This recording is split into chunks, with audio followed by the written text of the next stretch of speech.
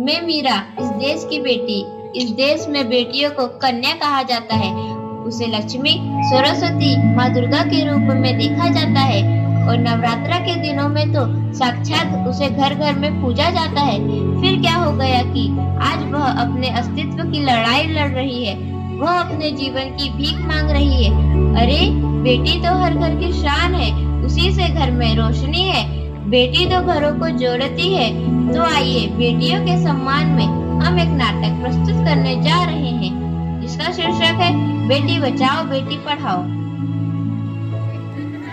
मीरा, ओ मीरा, तुमने मुन्ना को कहीं देखा क्या?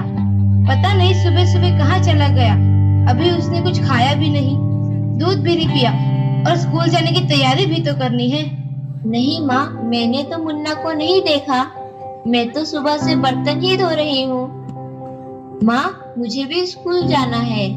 मुझे पढ़ना लिखना बहुत अच्छा लगता है। मेरा भी दाखिला स्कूल में करा दो ना माँ।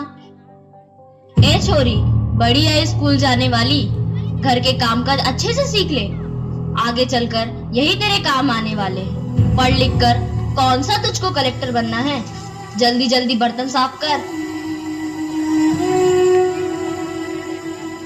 माँ जी, मीरा को भी स्कूल में दाखिला दिला दीजिए ना, उसे भी पढ़ना लिखना जरूरी है। तू चुप कर। पढ़ना लिखना ये तो केवल लड़कों का काम है। उन्हें आगे चलकर घर गृहस्थी की जिम्मेदारी जो संभालनी होती है।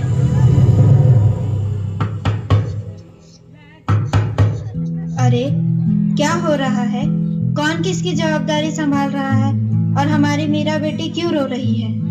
देखिए ना डॉक्टर दीदी, दादी मुझे स्कूल ही जाने नहीं देती। कहती है तुझे पढ़ लिख कर क्या करना है, आगे चल के चूल्हा चौका ही तो संभालना है। अरे, यह तो बहुत गलत बात है माँ जी। क्या आपको नहीं लगता कि हम बेटियां भी पढ़ लिख कर आगे बढ़े? आज समाज बहुत आगे बढ़ गया है माँ जी। आप किस दुनिया की बात कर रही हैं?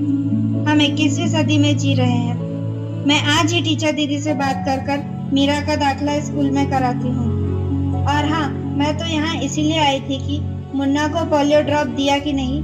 जगह जगह इसके कैंप लगे हैं। अच्छा हुआ बहन जी आप आ गए। अब मुन्ना को पोलियो ड्रॉप भी दे देंगे और मैं इसे स्कूल भी पहुंचा दूंगी। अच्छा मीरा, अब तुम रोना नहीं। तुम जरूर स्कूल जाओगी और एक दिन पढ़ लिख कर मेरी तरह बहुत अच्छी डॉक्टर बनोगी। ठीक है बेटा?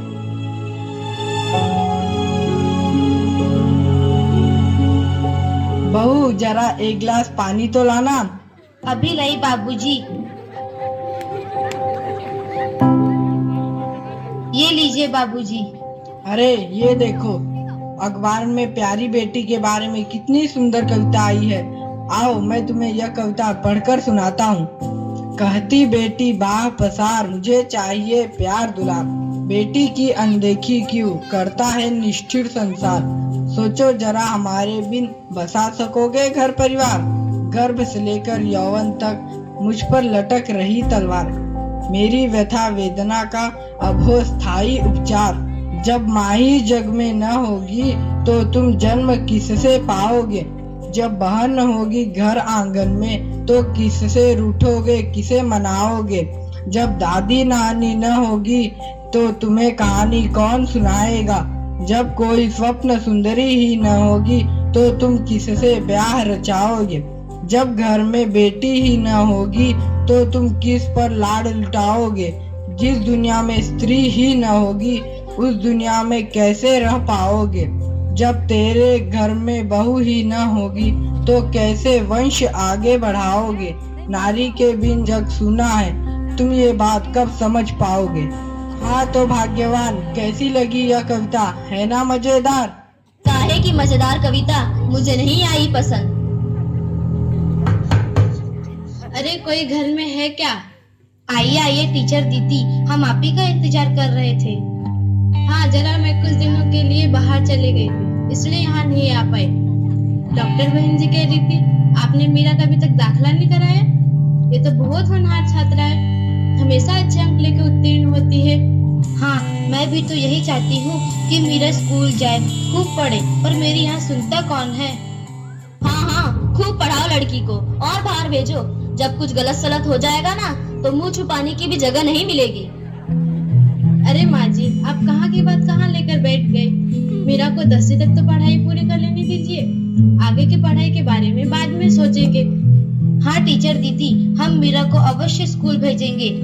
मैं उसे मेरे जैसा अनपढ़ नहीं रहने दूंगी, उसे खूब पढ़ाऊंगी। कल मीरा को तैयार रखना, मैं उसे लेने आऊंगी। क्यों दादाजी, सही कहा ना मैंने? हाँ हाँ बेटा, बिल्कुल सही कहा। मैं तो कब से कह रहा हूँ कि मीरा को भी स्कूल जाने दो। प्रणाम दादाजी। प्रणाम बेटा।